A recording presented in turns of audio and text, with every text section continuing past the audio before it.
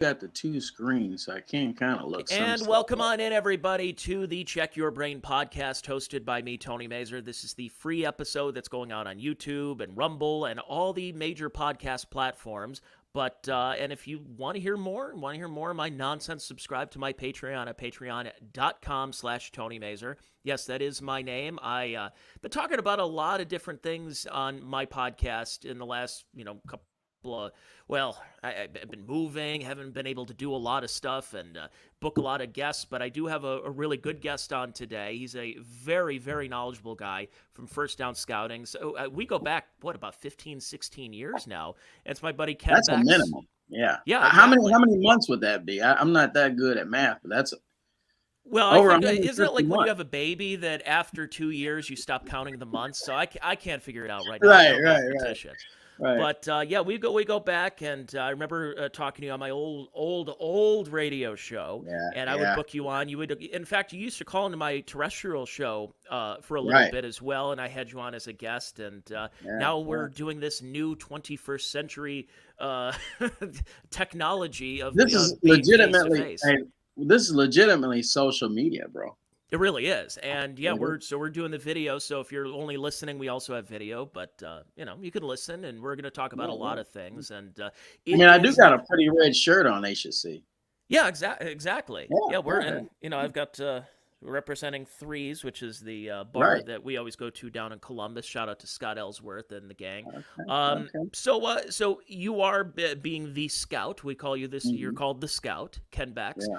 and Since you the are a age of football seven. guy. Since the age of seven, Tony. By the way. Absolutely.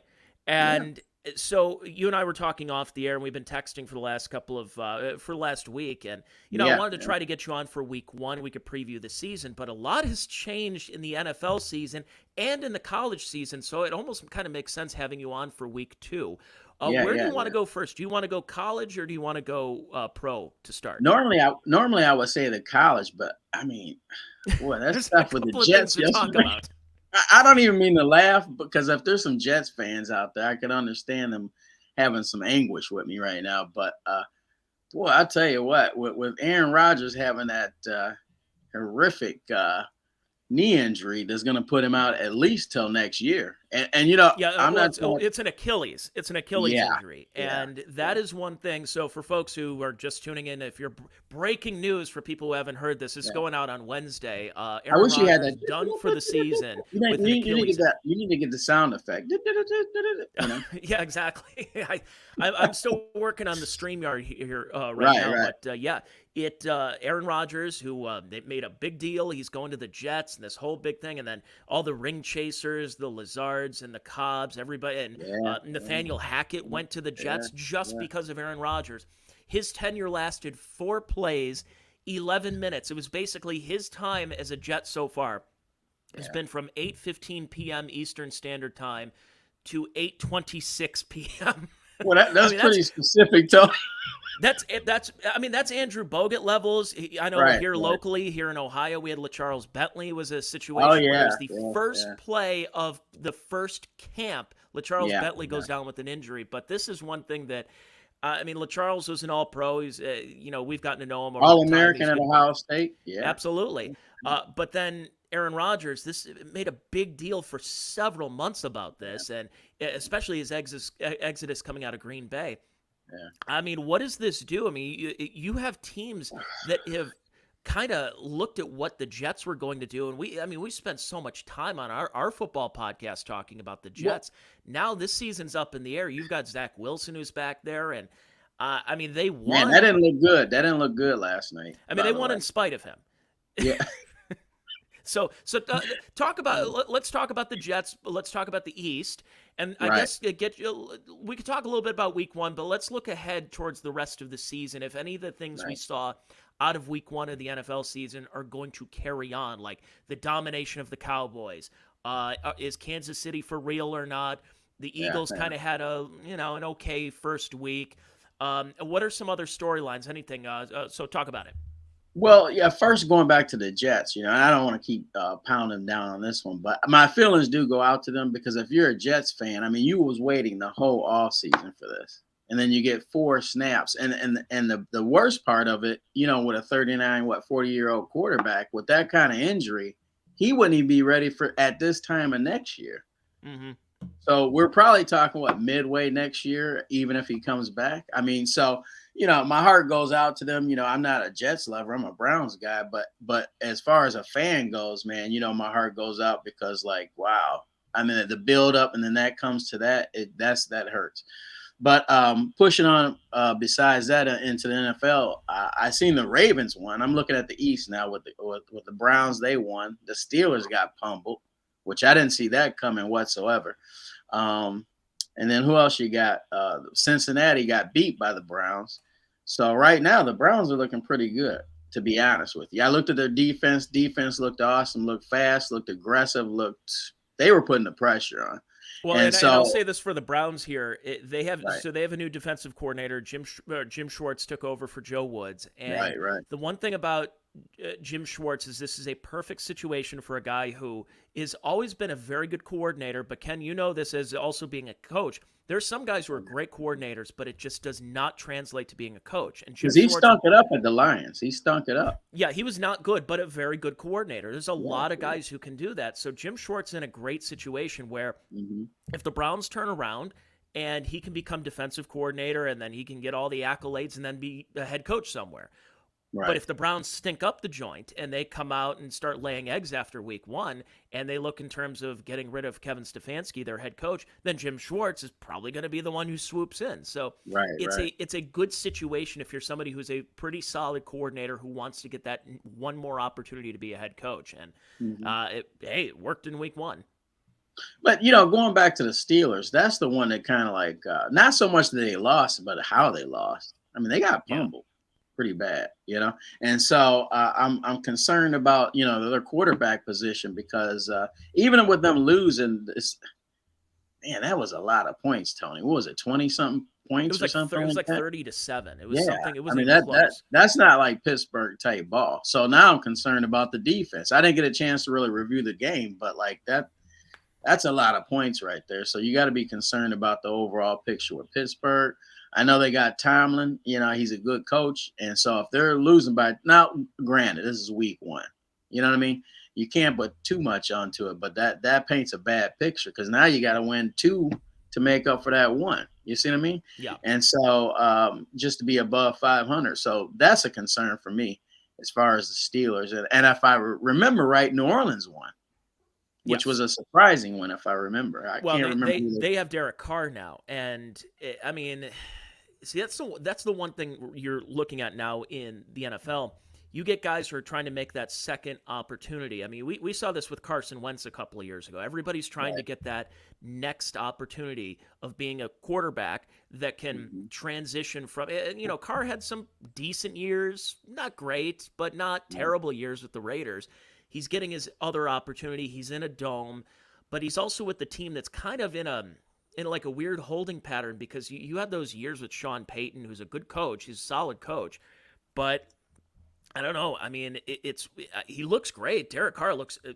They showed these Instagram photos of him. He's built like a Greek god right now. But again, does that translate to being on the field? So the way I look at it, Ken, kind of looking at overall as opposed to just going through like just each team. I noticed there's a lot of very mediocre football teams, like a lot of 7-10, 6-9 type of football teams in the league. It seems like New Orleans is one of those. Carolina is one of those teams, it seems. Even Tampa Bay is probably going to be one of those. So that's already 3 of the 4 teams I just mentioned in one division that are going to be battling it out for, I guess, who wins the division by default. And I just kind of see this throughout the league, a trend of very mediocre to subpar teams and then a couple of really good teams. Yeah. Well, I think a lot of it has to do with the quarterback play. I think this is a time where you have a lot of talented quarterbacks. They might just be in different placements in their career. You know what I mean? Like you got a lot of good young talent coming in this year, but as it's going to take 1 or 2 or 3 years for that talent to mature. They might be talented guys that are just not ready, or maybe their team's not ready for them. It could be a combination. But one thing I would say, as far as the NFL goes, I'm really looking forward to the future. Oh I yeah. mean, I think the quarterback position is, of course, the premier position at any level, and right now, I think it's got a bright future. I mean, you can name off. Look at the AFC alone. That I mean, you got like 10 to 12 teams that are legitimate. Yeah. Oh yeah. Offense. As far as look, you got a guy. What's the guy over at with the Chargers, for example? Oh, Justin Herbert. When he's not considered really like even like a top 2, 3 guy overall, that's saying something. I mean, years past, that guy would have been definitely probably top 2 just on talent. But with these days, you got guys that can sling it. They got the size. They can run.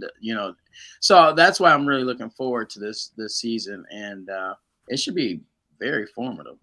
When you look at these quarterbacks, you mentioned the AFC, and Mhm. I mentioned there's a lot of mediocre teams, but even the mediocre teams have decent quarterbacks. Right. And Yeah. that's one thing that it kind of shocks me because normally it's counterintuitive. You would think it would be the opposite, where you have mediocre teams because they just don't have the horses. They don't have the guy that's the quarterback who can get the ball Right. to them. That it's like Baltimore Ravens from a few years ago with Joe Flacco.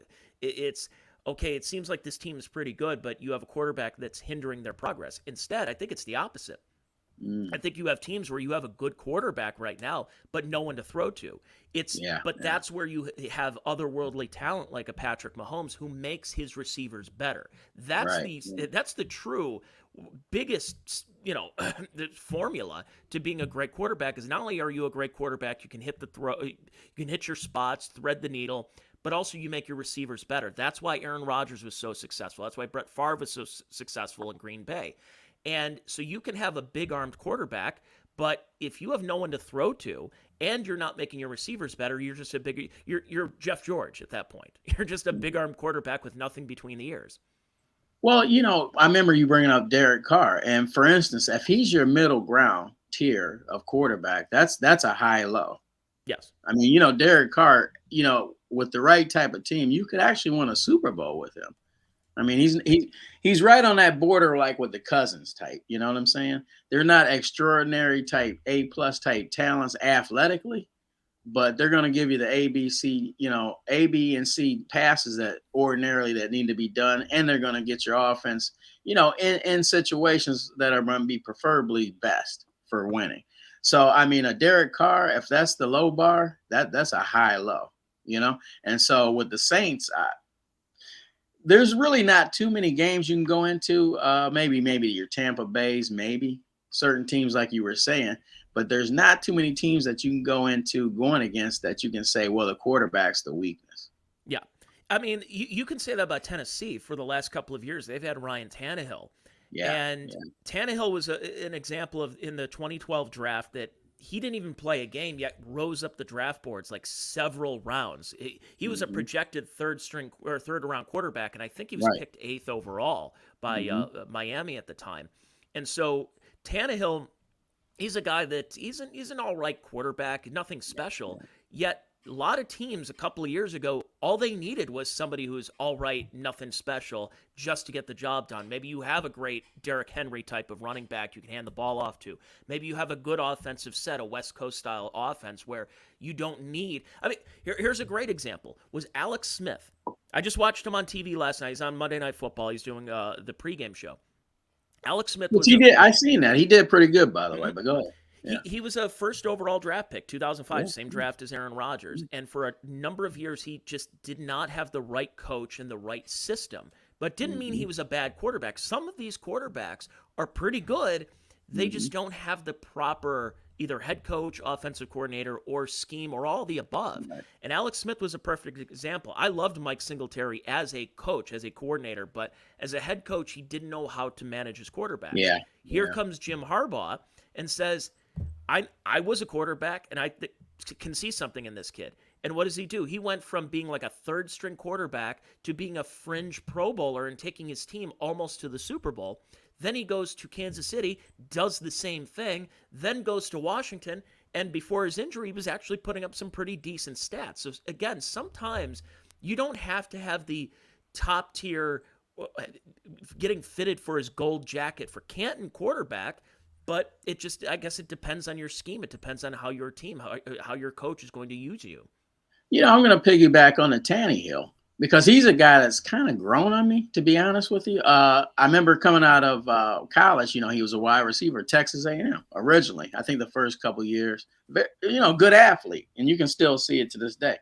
And, developed into the quarterback position. But I think he's like above the system quarterback, that you hear about a lot, but not quite, to the point where you can say franchise type guy. Yeah. He's right in that gray area. And so, they got the running game. I'm not sure about their offensive line. Their defense is supposed to be pretty decent. I think they're a little lacking in the wide receiver position. And so, that puts a Tannehill in a situation because he's not a guy that can make things necessarily happen, with his feet in his arm.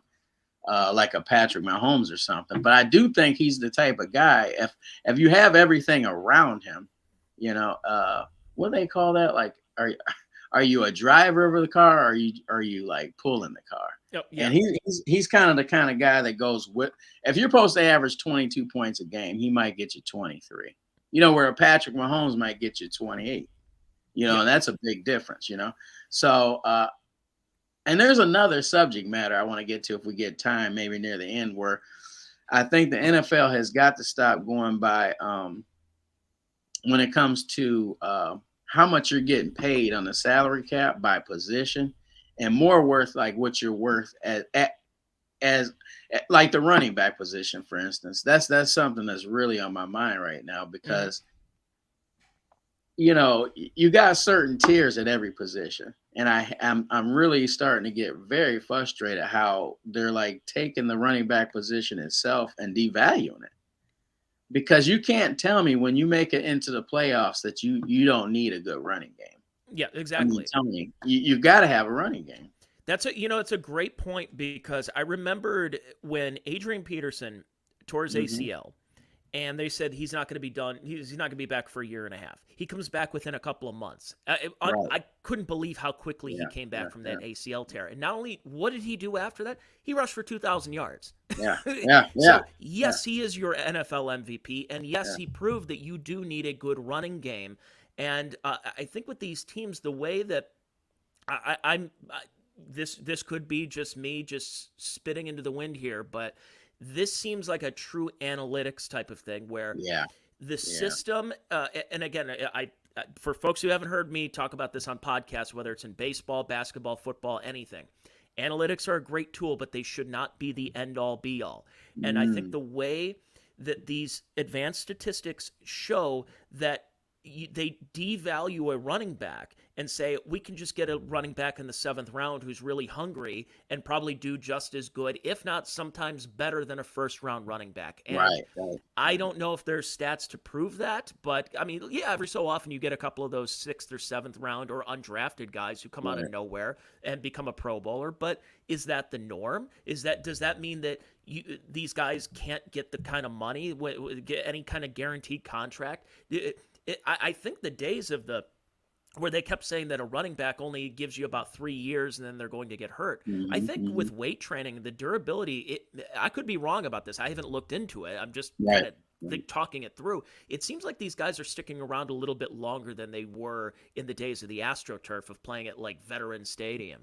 Right. Well, one thing I wanted to bring up too, Tony. Okay, like I get the analytics, but everything. Okay, I used to play. Everybody played at one time. And there's a fear factor that you cannot put on paper when you're going against, like, say, Eric Dickerson. There's a difference when you're going through an Eric Dickerson and there's a possibility, or like you said, Adrian Peterson, that of each and every touch of that ball, he can go the distance. Now you have the defense set up like we brought up about Schwartz, right? I guarantee you if he would have his defense set up totally different between Adrian Peterson and I have no slight to a 5th round draft pick running back that's productive, nothing against it. But there's a reason a guy is a Hall of Famer and a guy went in the 5th round normally in general. See what I mean? So when you get a Hall of Fame running back there, now you have your defensive ends totally acting different. They're not going to necessarily rush down on the quarterback because they have to keep the corners. You know what I mean? So everybody on defense is on guard. And that's a value which helps your quarterback, what in turn helps everybody else on offense. So what my point is, everything can't be quantitated on just paper. So analytics, I have respect for it, and like you said, it's a piece of the pie. Just like for me as a scout, I feel like the combine is a piece. It might be 15% of the whole pie. All the combine is doing is verifying times, basic things. If you got two different guys, you're looking at two different quarterbacks. Okay, how does the ball come out if you're there in person? Things like that. Yeah. But the tape at the end of the day is the verification. Yeah, how many times have we seen guys have a great pro day or have a great combine because they can jump high or they lift a lot of weights? I always go back to if you remember an Ohio State guy, he got drafted by the Jets named Vernon Golston. Golston, I think he put up like 2,000 pounds, it seemed like, on a bench press. He was literally He-Man. Yeah. He was a gym rat. But what did that get him? He was out of the league in like 2-3 years because you talk about the eye test. Well, that was an example of somebody who only looked at his body. They didn't look at his body of work. So that's why I every time I talk about analytics, I'm not trying to trash it. I think it's a good tool. But you also need to have somebody who has either played the game or knows the game to say, look, I've been scouting for 25, 30, 40, 50 years.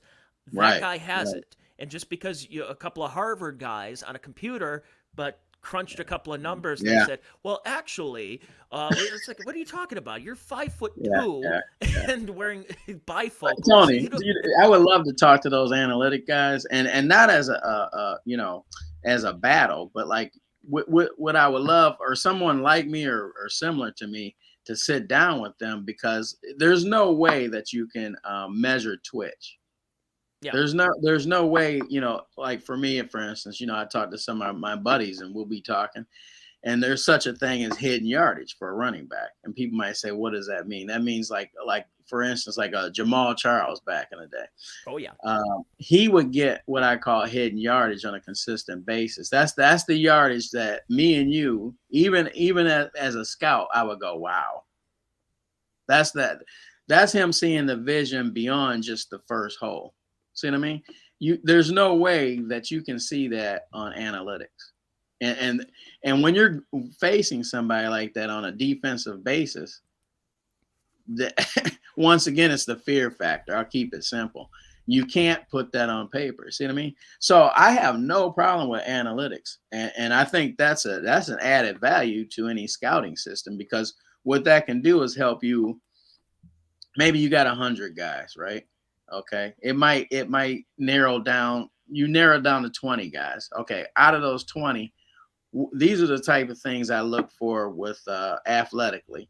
Can you put this on a sheet for me? Break it down. Who's from 1 to 10? And then from there, if I got a comparison against two guys I'm looking to draft, maybe then we'll go by the analytics. Maybe that'll be the tiebreaker.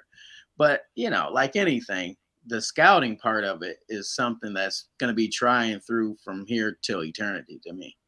Now, what is in your days of scouting, and you've seen some high quality athletes, right, that you have been able to, whether it's small colleges, larger colleges, and you can name names if you want, but has there been something where you're convincing people to say, like, look, I've been around this so long, I know that this kid has it, and then whether a team or some organization goes, but that's not what we see, and then somebody else takes a chance and go like, see, told you, I said this guy was going to be good, and he's good. Well, I'll give you a good example. Currently, last year, Breece Hall came out of Iowa State. Now, they were pegging him like a second, third round type guy. And as soon as I seen him, probably like 10, 15 plays at Iowa State, I knew then he was like not only a first rounder, but like a top 20 tier kind of guy with Hall of Fame instincts. Okay. Now, I don't just throw that kind of stuff around, like I threw around Jamal Charles, guys like that. And so what I mean by that, when I look at a Breece Hall, not only is he like 6'1", 220, and he did run a 4.3 in the combine, which kind of didn't show up on film, but that was a plus to me. It's the nuanced things that you don't see. It's the instinctive jump step with the combination of seeing like 2 steps ahead the defender's coming. See what I mean? And after you evaluate for so long, you can see it's almost like looking at a quarterback and looking at progressions. You can see it in his head. You can see like when he's moving around with his head, and things are just clicking like that. So at the running back position, there's no such thing as you're doing one thing at once. There's a combination. Once you get the ball, your vision is like field wide. See what I'm saying? You're probably just seeing blurs. And then your instincts kick in. Then it's just all instinctive. Either you have the instincts or you don't. Because I've seen so many running backs. I don't want to name some really necessarily right now. Trent Richardson. Yeah. If you remember, that was one of my guys that I knew was going to be a bust, but everybody wanted him. Jim Brown was the first one to sound that alarm bell. Jim Brown is like he's an ordinary running back. I do remember that. Yeah, and everyone's like, Jim Brown, the game's passed him by. I think arguably the greatest, not only running back, but greatest player of all time. And he says that this guy's an ordinary running back on draft day. Probably should have listened to him instead of what your dumb numbers had to say. They traded up to get him too. Right. Yeah. But no, like the first thing I noticed with him is feet. His feet. He didn't have the feet. And so at Alabama, one thing I was noticing at the time, they had an awesome offensive line. So he wasn't really getting any contact for like 2 yards on the average. Well, when you're about 240, you know what I mean? If you got any kind of explosion, that's going to get you another 2 to 3 yards. And let's face it, half those guys aren't going to be playing in NFL. They're going to be bagging up somewhere. So they really don't want the contact. So a lot of times when you see those guys at the college level break off 20, 30, 40-yard runs, that's not going to happen at the next level. No. And well, it's funny you mentioned foot size. And I remember talking to Kendall Lewis, the BSK. And I think you and I, rest in peace. Kendall was a great dude. Yeah. And we were talking about Chris Beanie Wells out of Ohio State. Mm-hmm. And I remember talking to him at a place you and I used to work at with him. And he said that this guy's, he's a can't miss player. And I'm like, Kendall, I'm a nobody, I'm 20 something years old, but even I could tell that Chris, he was being too much of a homer when it came to Ohio State. And I'm like, this guy, Ohio State had a great offensive line. Like almost everybody went pro on that O-line. He had small feet. And it's weird to say that because we always talk about hand size during Twitter or during on Twitter and everything else during the combine. But foot size, he didn't have that. And then I think he got drafted. It was like the last player picked in the first round of the 2009. Oh, you're talking about Beanie, Beanie Wells. And it was one of those cases of sometimes when you hear these things like hand size and foot size, it kind of did ring true, and he was out of the league. Now, again, really nice guy. I've got a chance to meet him and know him a little bit, but it just didn't work out because he didn't have that. I don't know, are they tangibles or intangibles? I forgot which one. Again, I think with him it was the foot speed. You know what I mean? Like he didn't have the quick twitch to change directions good, but he definitely was the guy you want walking off the bus first. Oh yeah. He fit the combine. That's what I mean by the combine. That's why. It's really like a dog and show thing, you know what I mean? And so a lot of times, guys will rip off a nice 40 or they'll do, something on the bench press. But I look at it on the tape and I go, that don't correlate. You know what I mean? So that's why I really don't go by too much on the combine, to be honest with you. Now, as a scout, and this is a good transition, we can go away from the NFL, talk a little college, but this one kind of is a bridge between the two because we see this in other sports about certain trends that pop up. I'll say this in the NBA where just a few years, let's go back 10 years, that the three-pointer in the NBA was kind of, I don't want to say a novelty because you still had Reggie Miller, you had Ray Allen, a bunch of other players who could hit threes. But in college, it got to a point where the trend was we are setting up plays to shoot threes. Instead of, hey, he's open, there's nobody around, I'm going to shoot a three. It's not only am I going to set a play up, but it's a higher percentage shot than it would be if he stepped in a couple of feet inside the three-point line. So in football, there's always trends as well. And we were mentioning some of these guys that are linebackers, and they're running insane amounts, like these 40-yard dashes. A linebacker's running like a 4.4, 4.5 something, and you're like, what? That is pre-Lawrence Taylor, pre-Ray Lewis. That was unheard of. A linebacker didn't go that Well, let go me that let fast. me. I got to jump in on this one, Tony. So as an evaluator, I had to change up the way I looked at things to a point because, as Because with this is what it's funny you mentioned that because that's what I was going to ask you. Like, how do yeah, you change that as a scout as man, I trends tell and you, as body frames change? it really sucks because now here's the thing. Coming up, a strong safety at 6'2", 225 was perfect. You know what I mean? I mean, that's as long as they had the instincts, they come down, they do what they do. Now that's like one of your starting linebackers, literally. Yeah, I mean, you at the pro level, you do see guys at 230, 235 on a regular. Now, the thing I was gonna say is just like anything, not just with football, but in life, like the fro used to be in, right? Okay. Eventually, that speaking of fro is going to come Eric back. Dickerson. I hope it. I hope it waits off a while because But so I figure the running game is going to come back in transition, like everything else. You see what I mean? Because defensive coordinators are going to shut this stuff down with all the passing. It happens with every trend. It might take another 5 years. I don't know. But it's going to get shut down. And eventually we'll go back to the running back situation. Maybe not quite like it was, where you got one bell cow getting 20 something, carries. But what I'm saying is, so if you go back to the running back, and I hope we get the fullback back, I do too. I love the fullback. That's like my favorite position. We can talk about that off the camera one time, go like 3 hours talking about the fullback position, Tony. But anyway, so if we ever get back to where we got the running back and the fullback leading the way, well, what that's going to bring on, you're going to need them heavier linebackers. And so there's going to be a transition. Now, the D line's the D line. You got to be big. You got to be quick. The D ends might be a little bit different than they used to maybe 15, 20 years ago. But at the end of the day, inside the interior never changes. You got to be quick. And I will say over the years, those guys, man, not only they have the same strength, but the quickness and the hand technique.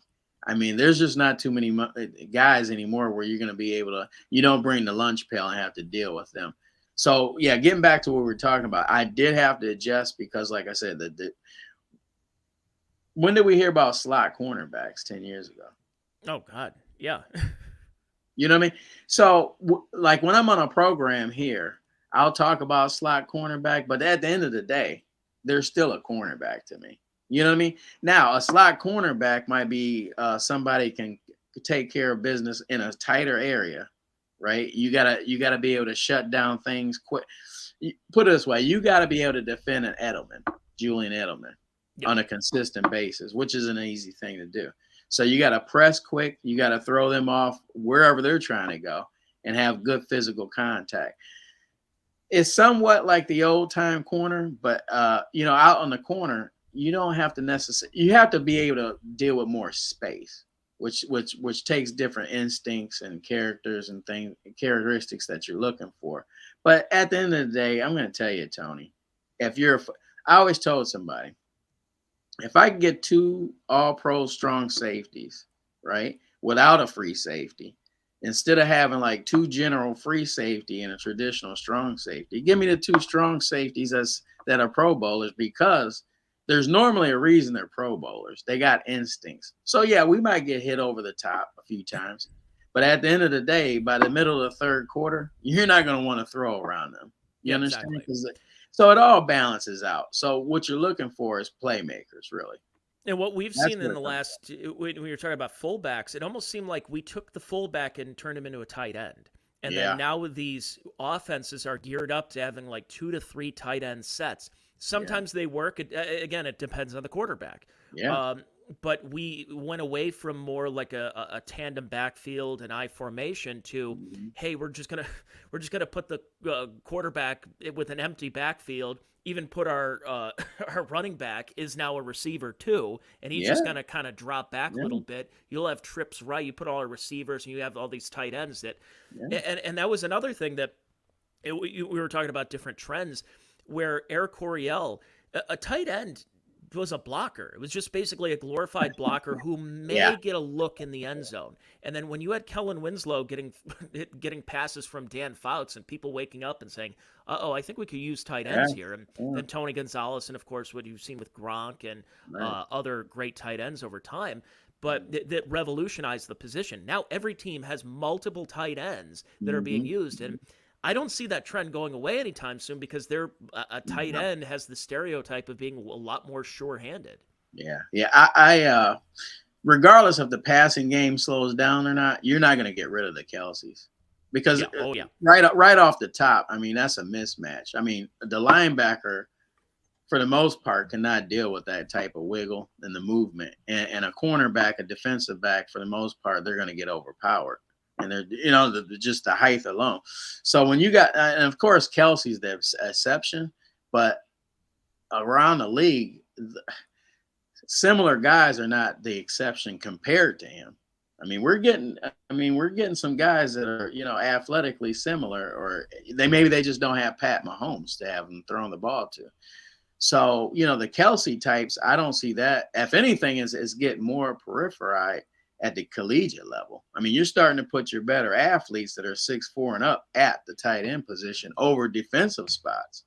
You know what I mean? So I can see where at one point, sooner or later here, that tight end position is going to start getting 15, 20 million too. Because, it's becoming an important situation to have. It really is. Yeah, that's where you wonder what's going to happen with receivers. You're not going to pick receivers in the first round. You're going to pick a tight end in the first round. Right. Your receivers are going to. We might be the way we talked earlier about running backs. We might be hearing about receivers in the next couple of years. I see it because, okay, look at any offense, right? Are there more receivers or tight ends? There's normally more receivers. Normally, you can find more guys under 6 foot than at 6'4". Just like with the linemen. If you get an injured lineman on your offensive line, that the likelihood of that guy replacing him, the percentages ain't good. Because how many 6'6", 6'8" guys we got 300 pounds that can run under five seconds? You know what I mean? So it's just common sense. So I don't see where the tight end position is going to become. It's going to become even more of a need, because if you don't have one, you're already at a disadvantage going into the game to me. Oh, yeah. So let's transition into college and what you and I have been talking about through text, and what basically everybody in the country is talking about in college football right now is Coach Prime, is Deion Sanders. And, you have Colorado, who had one win last season. He comes in there with a lot of fanfare, and he's already doubled it. They're 2-0 right now. Deion Sanders, is he an unconventional type of coach, or is he something that is like, what exactly is he doing? But whatever it is, I love it, and everybody seems to really enjoy it. That's why College Game Days in Colorado, and everybody's there's so much fanfare. I watched that Nebraska game, and even though I thought Colorado played a little sloppy, they just dominated Nebraska in every facet. And how do you have someone like Deion Sanders, who didn't he get rid of like 60 players? 70. Unbelievable. Kicked them to the curve in one off season, and all of a sudden doubled their win total from last year in 2 weeks. Talk about that impact that he has had. And I guess, how can an impact be made that quickly? Because usually you see a coach that takes over a program and they have like a kind of struggle the first year, and then the second year is an improvement, and then the third year. And when you start to see his recruits take hold, that those freshmen finally become upperclassmen, you're like, hey, that's my recruit from my first year. Instead, he seems to have turned this team around pretty quick. Well, when you talk about Coach Prime, Deion Sanders, I would say the last word you want to say is traditional. Yes. And I mean that in a good way. When he took over, I had high hopes for him. Now, for me to say that I thought it was going to be quite to this accomplishment this early, no way. But the one thing I like about him is that I knew he was confident. I knew that he had an eye for talent. I didn't know it was this sharp, because I'm going to tell you, at this point, the guy knows talent. Let me go back a little bit. About 15 years ago, I was invited to Akron. I actually met Deion Sanders, and at the time, he was big in Texas with the high school players, and so he took a group of his best Texas guys and brought them down to Akron against some of the Akron guys, and they beat him pretty bad. But the bottom line is, they were very talented. I got to meet him. Um, I wasn't. I'll be honest with you, Tony. I wasn't impressed with maybe necessarily how the kids were flaunting how they were winning, Yeah. but the bottom line is they had good technique. They were coached well, and so that was always stuck in my mind. So when he took over this Colorado team, I knew in my mind that he didn't just pick any team just to pick them. He had to have somebody that was going to back him because he's not the traditional type of guy. Somebody was going to back him if he got rid of 70 players and say, hey, I got this. And do you have me? And once they gave him that okay, I knew it would take maybe 1 or 2 years, but this is exceptional, Tony. Yeah, This and is it's already a great story, even if yeah. it doesn't work out the Like he's Cinderella changed story. already with how you're going to go about building teams because now this is put. I'll give you an example. I love Ohio State. There are some guys on the bench right now on Ohio State that should be starting. Yeah. No question. Now, I don't want to get into particulars about it, but a lot of it has to do with, I hear a lot of this, well, he deserves to start over this guy. Yeah. I'm going to tell you, Tony, that's code word for where the guy's been in the program 3 years. Tony, them days are over, man. No. This is Yeah, big exactly. business. I Yeah, mean, this isn't Coach K at Duke anymore. no. I mean, if you got a 5-star guy that is projected to be he's a 3-year and done top 20 type guy. And I'll just put it to you this way: I don't want to get into no names, but he's going to be going into his 3rd year next year. He was a top 10 recruit, and he's only seen like maybe 5 snaps. I mean, yeah. Now look, I've seen him in spring ball, and I'm going to tell you, man, I know my talent. The guy should be starting. You see, so I'm just using Ohio State. What I'm getting to is this is perfect for Coach Prime. Oh yeah. Because I'm going to tell you, he's going to snap them type of guys up real quick. It's a and great recruiting tool.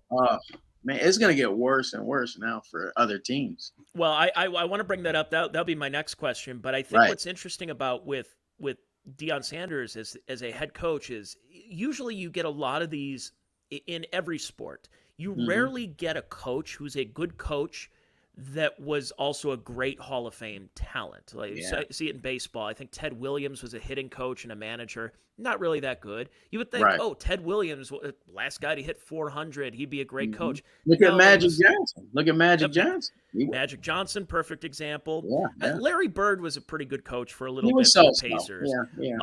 But for the most part, a lot of these great players, whatever they do, it just doesn't translate. It's almost like, look, I did it my way, you do it my way too, because it worked for me. And it's like, well, coach, it doesn't always work that way. Well, I heard with Magic a lot of times, like say the point guard, he would throw a pass and he goes, why didn't you see that? Well, see that he there's a reason you're Magic Johnson. You know what I mean? So a lot of times they don't have the insight of knowing what the player's seeing, that you're coaching. But like with Coach Prime, man, I tell you what, the beautiful thing, he's putting things into action. Remember, like with the defensive back, he's got him playing both sides, like he said. You don't think that's like the best recruiting pitch you could possibly. Do you know how many like great athletes there are out there? I mean, that are like begging to play offense and defense. It don't have to be like 100 snaps a game, but if let's say you're like a linebacker, right? That's an awesome linebacker.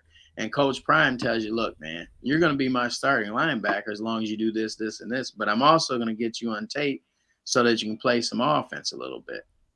You don't think that's going to have him go to Colorado instead of another college? Tony, come on, man. I mean, we're in this new territory in college football. It's college sports in general, but especially college football, where you have guys getting paid now. That's a huge NIL, baby. NIL. And then you have the way the conference is, where it's basically right now it's like two big conferences and a couple of other like Hmm. whatever, and then Right. everybody else, Almost like the MAC. You know what I mean? yeah. You got the Big Ten, you got the SEC, and kind of like the MAC schools, Yeah, pretty somewhat. much. It's like the what they did with the Pac-10 or Pac-12 and Wow. the Big 12. I was going to call them the Big Yeah. 8. It's changing all different. Yeah. ACC has like one team and that's basically it, and everything's just going to get swallowed up. I mean, And for why are God's we sake. still calling it the Big Ten, by the way?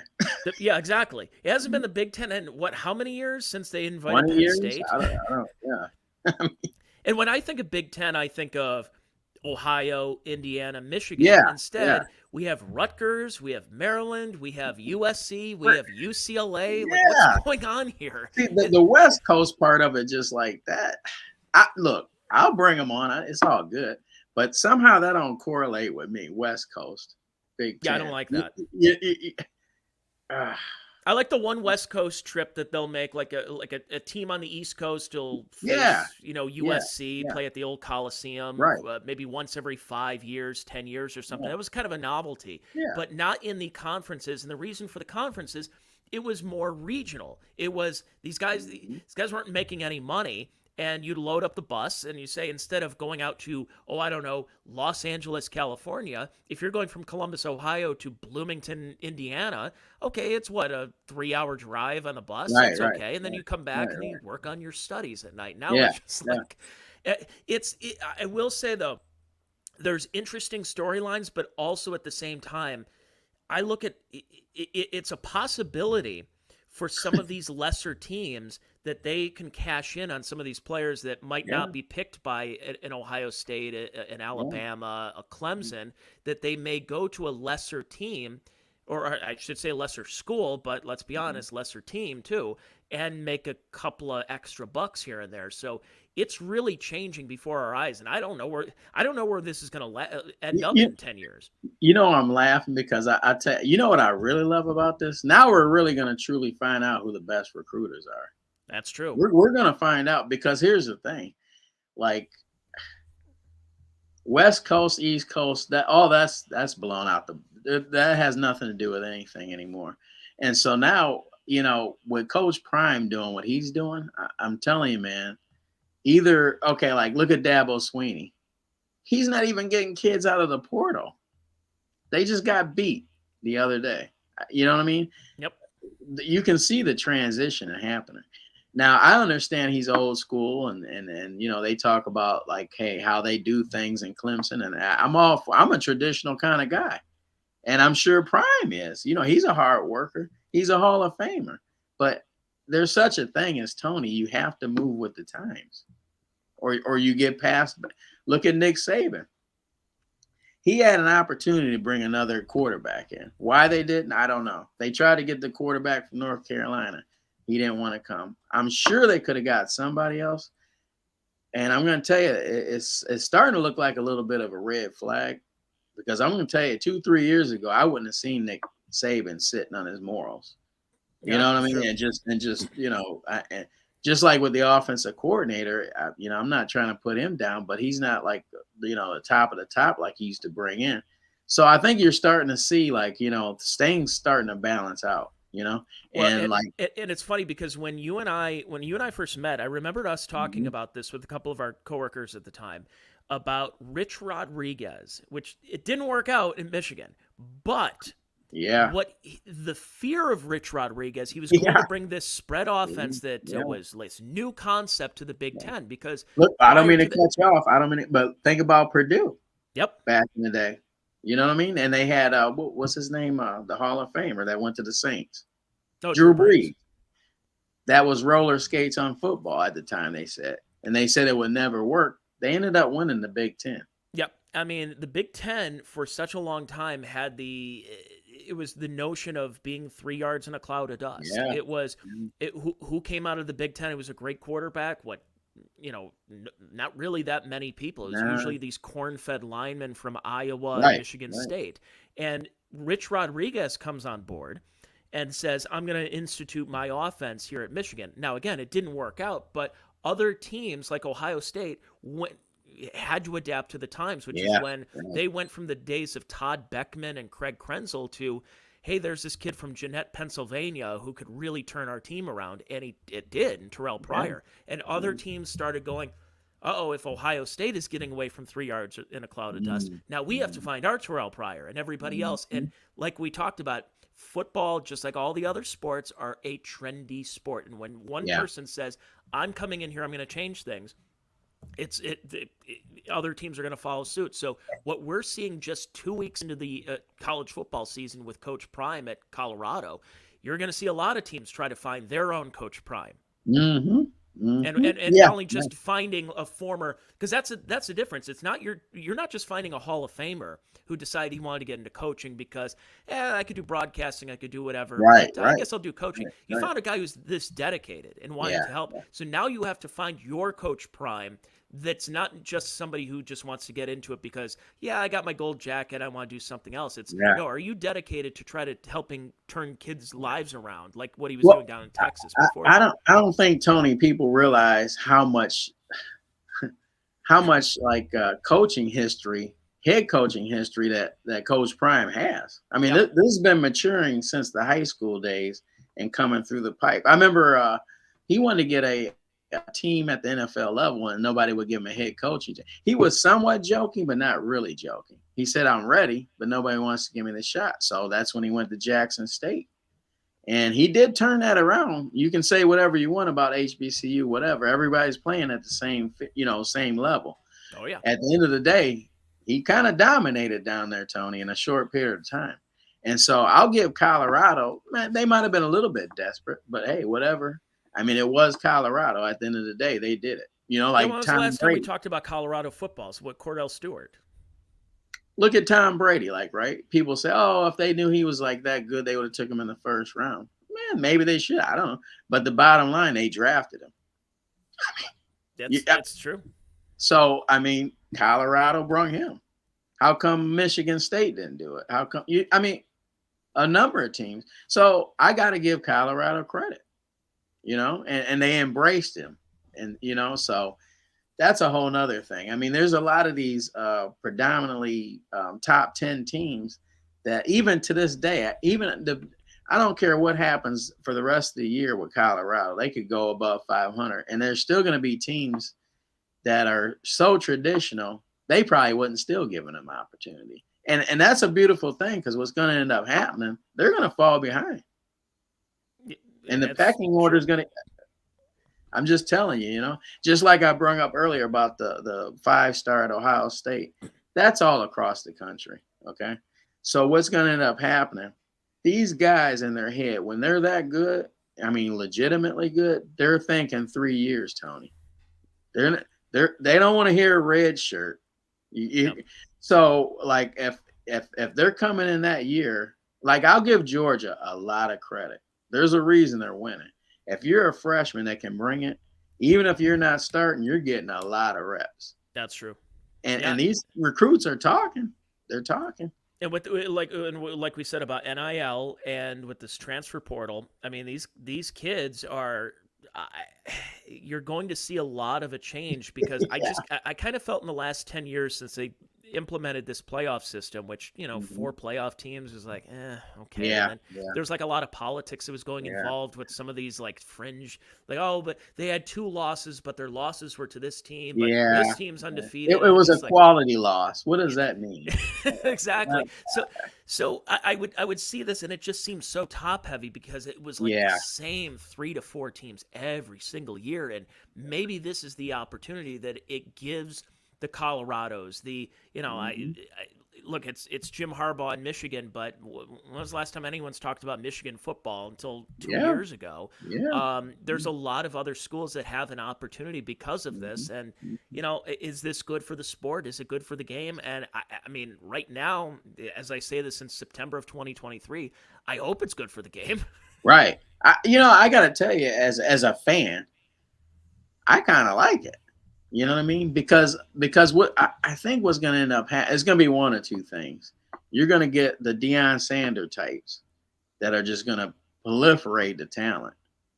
Or, with the NIL opportunities and all the other things, if people start having the right hiring process and bringing in the right people, I think the hiring process is the main thing, Tony, Yes. that we need to talk, because you're gonna put it this way: somebody in Colorado has to be an out the box thinker, that could pull the punches, because normally you don't get someone like a Deion Sanders unless there's somebody behind the table that's like a similar to Deion Sanders.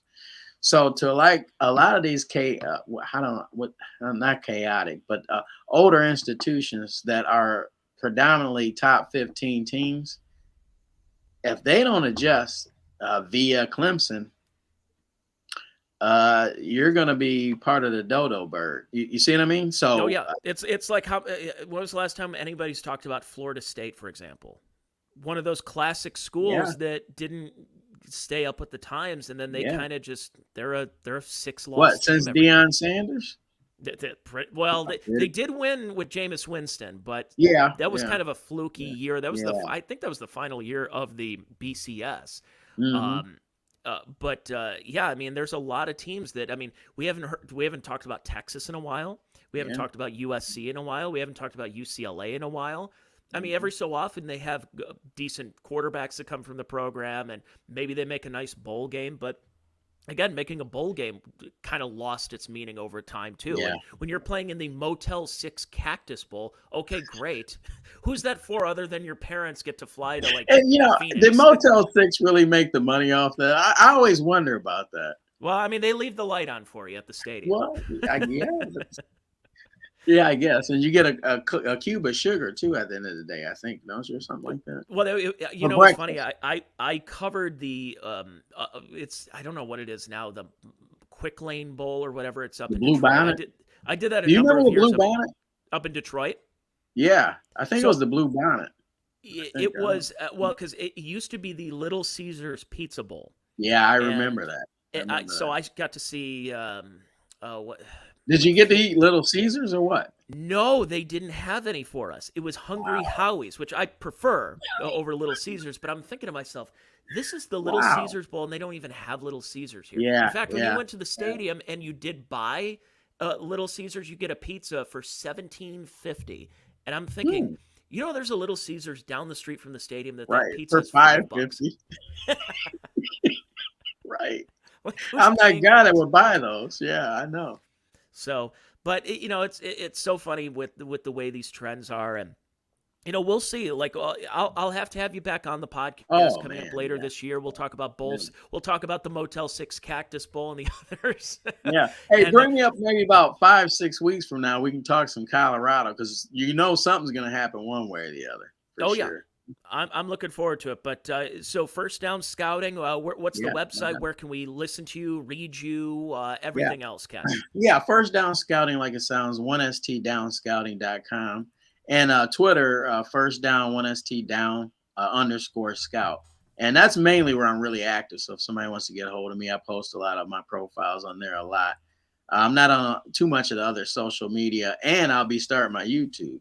People have been Okay. pushing me for that, so I'll definitely be pumping that out for you. But man, I appreciate coming on the platform, man. I really appreciate talking to you, because it's been a long time, and you're a quality guy. So anytime you Well, want I me, bro. appreciate it. Yeah, we'll definitely have you back on, or I will. But we might have to get you on Yeah. our football podcast to get some picks too, because Oh yeah. we've Yeah. been our football podcast, which is called the Rack Me Football Podcast with my buddy Chad Zumach and Ken Mosca, is that we kind of it ends up turning into us mentioning random former players back in the day, like You we know who mentioned was in my head? Earl Morrill. Like, I think we set the record for Earl Morrill references last year during the podcast. Hey, guess And what I was thinking about at work today? what's that? Bob Sanders. I was thinking about Bob Sanders. Remember Bob Okay, Sanders? I do. Yeah. I mean, them random thoughts come up in my mind. I mean, I'll be talking to somebody at work and I'll say Bob Sanders. They'll say, "What?" I say, "Oh, don't even worry about it." Yeah, it's just I love turning it into just random players. Like we'll Yeah, say like I think I mentioned with Arizona. Like Arizona seems like they're tanking this year. Is Jake Plummer still their quarterback? right. And then you just Oh start going man, along the lines is Matt Leinart there? What about Kurt Snake the Warner? Snake. Wow, And then you could wow. talk about the other Kurt Warner, the one who played for the Seahawks back in the day. So it's Uh-huh, just it uh-huh. turns into that, and then we pick our games. So yeah, I'll If it have wasn't for to. that blown, hey Tony, if it wasn't for that blown out knee, right? That's right. Kurt Warner. Well, all of them when you play in that Kingdome and um, Oh I man, mean, you think about some of these guys like Barry Sanders and others who could have yeah, had amazing careers. I yeah. got a chance to get to know Ricky Waters a little bit, Man, and you he know he was one of my under the radar. He still don't get the credit to me, but go ahead. I'm sorry. no, well, because he was the next after Roger Craig, Yeah, and Ricky Waters yeah. was a great pass He really catching was. and Yeah, route running running back. In the yeah. vein of a Roger Craig, and then he goes over to Philadelphia, and it just starts tearing up his knees You because know, he's playing on that I, turf. I don't mean to cut you off, but he might have been like kind of like him and Roger Craig was like that first phase of the multi. You know what I mean? Yep. Yeah, he Now was that you say Roger. that, Roger Craig should be in the Hall of Fame. Why he's not, I yeah, don't know. yeah. Because didn't he get 100 catches? 100. Yeah, I mean, him. come on, man. Ernest Biner was another one who Yeah, had a lot. I yeah. mean, these were ahead of What their about time, Eric running backs. Metcalf as a returner alone? I mean, don't start me, Tony. I'll be on here for three We, hours, we, man. we had some great Eric Metcalf stories back in the day. Uh, I don't know if you were with us in those days, but my God, but there it was a lot of fun. But yeah, no, we'll definitely do this again, Ken. I yeah, appreciate it. Go yeah, to yeah. First Down Scout and go check him No out. He's doubt, no doubt. and a great follow on Twitter and or X or whatever they want to call it nowadays. But Ken Becks, thank you for joining the Check Your Brain podcast. And if you enjoyed it, I am on Patreon at patreon.com/Tony Mazur if you want more podcasts. If not, you get another free podcast with me coming up next Wednesday. Thanks, everybody, for checking out the show. And I'm all over the place on Rumble and YouTube and everything if you want more content. Why would you? But thanks, everybody. Right, right. Thanks for listening. Bye, everyone.